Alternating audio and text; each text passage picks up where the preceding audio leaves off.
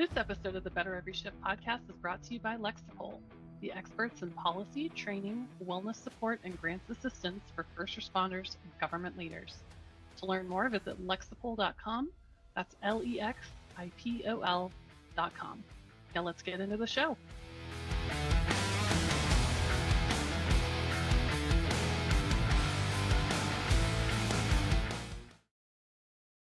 Hey, everybody, welcome to the Better Every Shift podcast. My name is Aaron Zamzo. I am your host, and I got the keys to the car today. I'm excited to do it a little bit. As a matter of fact, my palms are sweaty, my knees are weak, and my arms are heavy.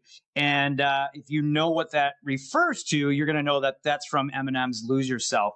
And I think it's an actual great segue into the topic today. We're going to talk a little bit about training for that moment. Now, of course, Winter Olympics, Summer Olympics, Super Bowl, there are always events where, for me personally, I love to watch, that shot of glory, or, you see the parents that have sacrificed so much for a particular athlete when they get to their prime or their peak, or they get to that level where they win it all, whether it be the Super Bowl or World Series or Olympics. As I'm recording this, the Olympics are going on, so that's kind of what really motivated me to think about your one shot. And I quoted Eminem song, and I think it's because it really describes us in the fire service. If you're doing it right, meaning if you approach your job right, whether you're volunteer, career, or on-call paid, if you're approaching it right, you may train, and you're thinking about training for that one moment, that one call. And that maybe doesn't happen for a majority of people in the fire service, thinking of that grab, right? Or whatever it might be. And it just got me to think that watching these athletes at the epic level that they're at and really come to the top of the mountain, I think we all need to really reflect and understand that behind that is all this sacrifice, and there's all this practice and training, right? You think about, Kobe Bryant, for example, would take, 10,000 shots a night, and all for the chance. And Jordan too, right? Would always be practicing shooting, all for that one shot. And looking at us in the fire service, personally, I've been on a fire call where we've made a grab, a couple of rescues, one successful, one not. And, you train and you train and you train for it. And when that happens, it motivates you to train more. But I see that there's a trend sometimes where we might get lax. And, it's happened to me, and I'm not perfect by any means. And I think, if you could start to get out of yourself a little bit and get into your uncomfort zone and really analyze what you're doing on a daily basis, or even, weekly, if you're volunteering, you're going to that firehouse, you're going to that training, are you setting yourself up for success when you really need it? I think that's really the point. And, I love, going back to that Eminem song where he talks about his knees are weak, his arms are heavy, and then vomit on his sweater. He is getting a little nervous about what's going on. And that happens to us, right? On the way to that call. And I always think about a good friend of mine who's a coach in the NFL and coaches the defense for the Buffalo Bills right now. I asked him, I said, do you get nervous before a game? And he always said to me, he's like, Zam, I don't get nervous before the game. I get nervous throughout the week, wondering if I prepped the right way, wondering if I did everything that I could do. He said, when it becomes game time, he's like, I'm excited. I'm excited to show what I've done and the work that I put in. And I think that is it's just an epic mindset. And you could tie it into Olympics, because I think Olympians have that kind of athletic train for the moment. I think, any sports event, you could kind of correlate that to. And I think what we have to do as firefighters and first responders is also correlate it to that one event.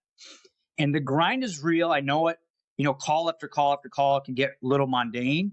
But that one call is the one where you're like, shoot, I wish I would have studied this, right? Or you don't want to be put in that situation where I wish I would have studied this, or I wish I would have trained a little harder on this. I think we have to focus in the fire service more about the process. And what's happening with social media and what happens, I think, just in society, is that we always look at what the outcome is. and we don't look at what has set that outcome up. And as officers, I think that's our job, to instill training to get our crews ready for that one shot, right? For that one call. And you look on YouTube, and I like to look at calls and after actions, and you look at ones that went really, really well, and you look at some that didn't go really well, and there seems to be a common theme. The ones that really went well are those teams, and contain those individuals where they talk about that scenario, they act out that scenario, they set their training up to be successful. That's our glory. That's what we actually need to always remember, is that, hey, this can happen. Are we prepared for it? I mentioned I had a grab with my crew, and they responded unbelievably well. For me, it was kind of a call back to myself, a reality check, because for a moment I was surprised that we found that person. And I shouldn't think that way. I should always think that there is someone in there. And to me, it was a reality check that, hey, I always got to expect fire. I got to expect that there's someone in there, because that is our job.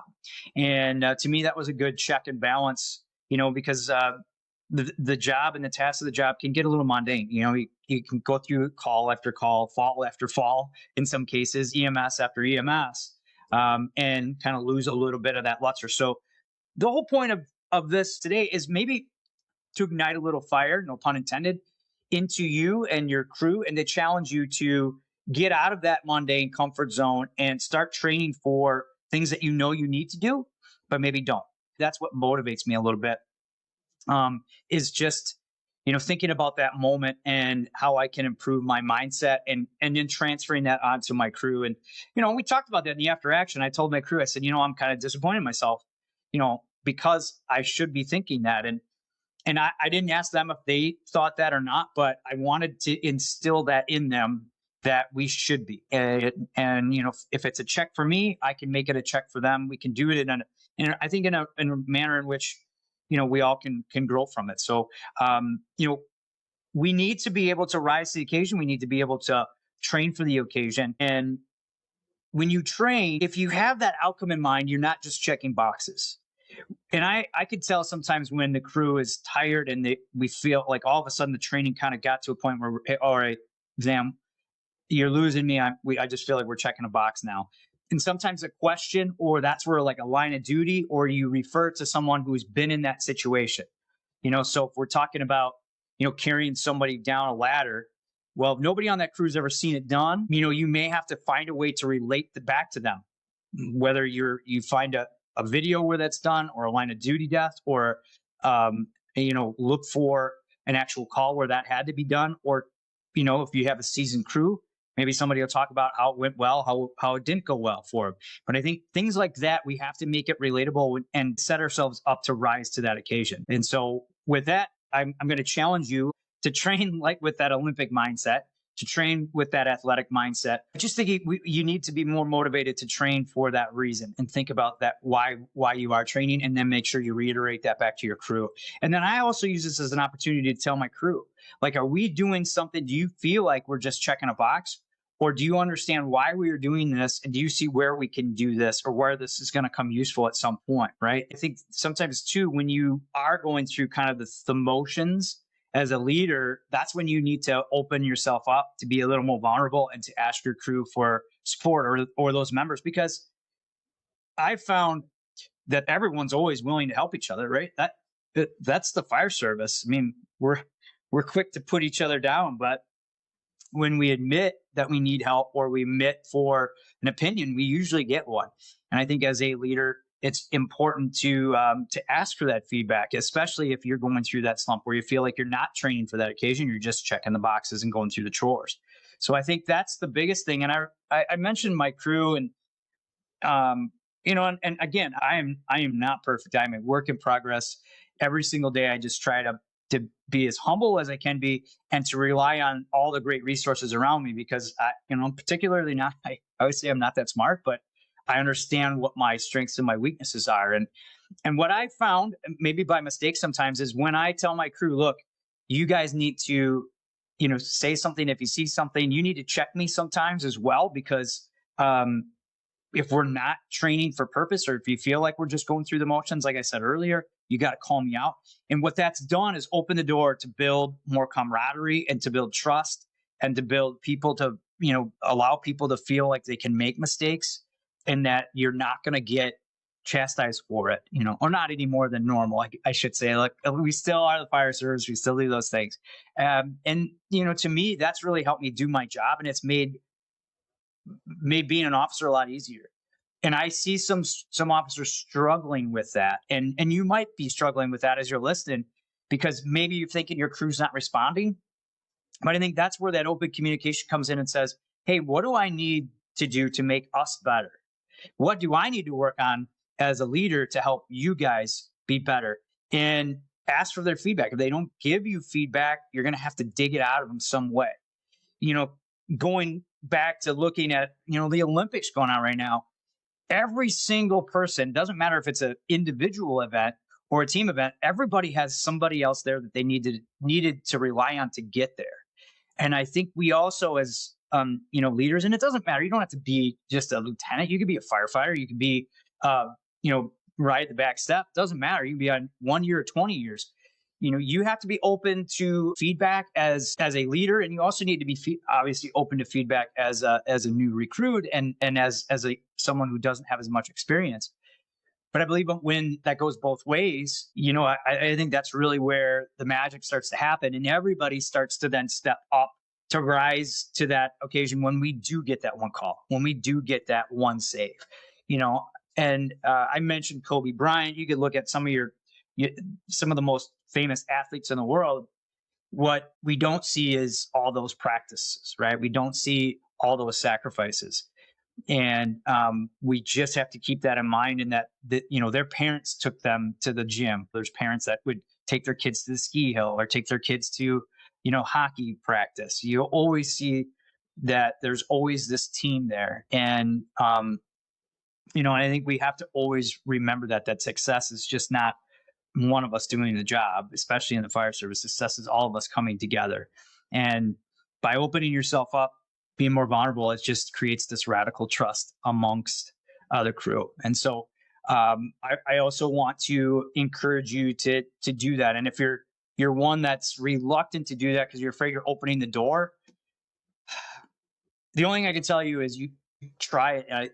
I believe you would be pleasantly surprised. I've also been someone who's talked about a kind of a taboo topic in the fire service a lot. I've been, known as more of the fitness guy for years, right? So that's a taboo topic because everybody knows we need it, but nobody really likes it. Insert fitness joke here, right? But in private, a lot of people would talk to me about their level of fitness and, hey, Zam, I know I need to get in shape. What can I do? And, to me, them trusting me with that conversation, it said that I was on the right path. And a lot of that came from my own vulnerability of saying, hey, even though I talk about fitness, I still don't like to do burpees. I don't like running, but I know I need to do that. And I struggle with ice cream just like everybody else. So looking at team success above your own, I think is really, really important. And especially if you're not getting that support from the leadership above you, you have to be better. And that kind of goes into my next point about one of the things I've really tried to do. I'm a work in progress, is to push forward and not back. And when you look at, hey, we want to be prepared for that golden moment, right? We want to be set for that one drag, that one rescue, that one scene, that one scenario. And in order to do that, we have to train with purpose. We have to make sure we're not just checking boxes. We have to build a team. We got to build that camaraderie, right? We have to do all of these things in order for that one thing to happen. What I was finding, though, is that I wasn't feeling like I was getting support above me to help my crew. And I found myself pushing back and pushing back and pushing back. Sometimes I didn't know the whole situation. But what I didn't see was how that was affecting my crew. And I remember one day feeling like, man, am I the person that's bringing us down? And again, and I told you about some of the things that allowed me, the reality of that and the thought of that really struck me. So that's when I opened up to my crew and I said, look, I am going to give you permission to tell me when and if this is going on, because that takes away from us training for our golden moment. That In a way, I was eating more spaghetti, even though I wasn't able to keep it down, as Eminem would say. And so, with that, I want you to think about maybe using that as a tactic or a technique to get your crew's trust a little bit more, is to tell them they can check you every once in a while, especially if you're going down and being that negative person and pushing back instead of pushing forward, or pushing or pulling forward and bringing everyone with you. And then, and it just can't happen overnight too. This is a process. So everything that I've suggested this far, for me personally, some days I'm better at it, some days I'm worse, but I understand it is a process, and identifying where we could get better, as a crew, and especially starts with me. Where can I get better? And then how can I transfer that onto my crew to ultimately get us to the top of the podium, to ultimately get us ready for that one call. Now, right, that one call can be a magnitude of things, but if the foundation is in place when that call happens, your team and you respond accordingly, and as you should. And I've had some calls like that the last couple of years, and the success of that was having a good team and having good people. And I think part of that too is just being honest with myself, saying that I am not the sole reason for success. As a matter of fact, sometimes I tell them I'm probably, like I said, I was going through a point where I felt like I was holding us back, and I think too, like, Eminem's song is "Lose Yourself." Sometimes you do it within the service, within, the constraints of the job. And if you feel like you're doing that, use these techniques, talk to your crew, ask them to be the one that can check you if you're getting negative. Ask them how you can make training more pertinent and more fluid and more on point to helping them get prepared for that call. And like I said, using real-time scenarios or after actions or experience from some of your more senior firefighters does that. If it always just comes from your experience, after a while, you turn off your audience. So if it's always used, hey, this is what I've come up and I've come across, great, but then ask for everyone else's, right? And that's part of the challenge, is to open that up and open that door. And if there's something that needs to be corrected along the way, that's your job also. And I'll give you a prime example. When I first became a lieutenant, one of the things I always said to my crews was, look, I'm a stickler for seatbelts. I'm a stickler for wearing your proper PPE and always wearing your gear, especially your SCBA and overhaul. These are simple things that make a big, I think, lasting measure in our safety. There's no excuse to not have your seatbelt on. And so I gave my drivers permission to pull over if the seatbelts are going, if all the signals are going. And I remember one of my first days, I had some guy standing in the back getting on their gear on. And I just told the driver, I said, pull over, let's wait. Okay, you guys ready back there? And that set the standard. And I remember thinking in my head, do I do it? Do I do it? Do I do it? And I followed my gut. And after that, after a while, everybody knew it and everybody would pay attention to it. And there's still some times where they're going to challenge you. But I believe that that's a small moment that can lead to many bigger ones.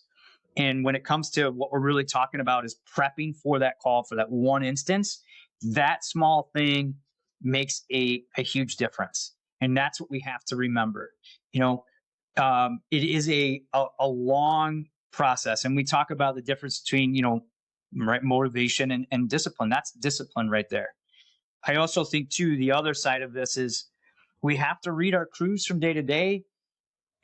Some of the things that have been coming out in pro sports and also with the Olympics is the mental health side of that, right? Dealing with that big event, after the event is kind of what I'm talking about. Is we also have to make sure that we bring the right resources and bring attention to the right points on that, to learn and grow from every big call, or from every almost big call, right? And I think just like we would from that training, we also have to remember the mental health side of that and how that plays into the next call.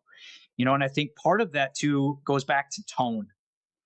When you're trying to make some corrections with your crews, when you're trying to make some corrections with yourself, you got to give yourself grace, but you also have to give your crew a little grace and understand how you're communicating with them. I know people would say, well, it's a little bit more delicate of a generation. Well, maybe so, but maybe our tone isn't conducive to helping them either. And I know, growing up, well, I haven't grown up yet, but being in the fire service for 20 years, the tone of leadership has changed in some cases, or it should have changed. And in order to get the messages heard, you got to think about what is the tone behind it. Just like training, for a particular event, you got to understand why you're training and what you're doing. And you may have to look at, hey, is this effective? And I think you might be saying the right things and teaching the right things, but your tone is off. I mean, when you're talking about fitness and training, it's like you might be doing the right things, but your intensity is off, or your timing is off a little bit. So we have to make fine-tune adjustments as leaders, and even as like I said, firefighters or people in the back step. Your tone and your response to that training too needs to be something that doesn't bring anybody at the defensive, but you also need to talk to each other. Just be freaking human. It really is what it comes down to. And I know I'm kind of going off on a rant, but I think all this stuff comes back to the basics of communication, the basics of setting expectations, and the basics of teamwork, right? Keeping in mind that one call, that one day, that one particular event is possible. And how do we prep each other? How do we prep ourselves for that one event, whatever that event might be? I've been in a mass casualty shooting. I've been in a fire where we pull people out.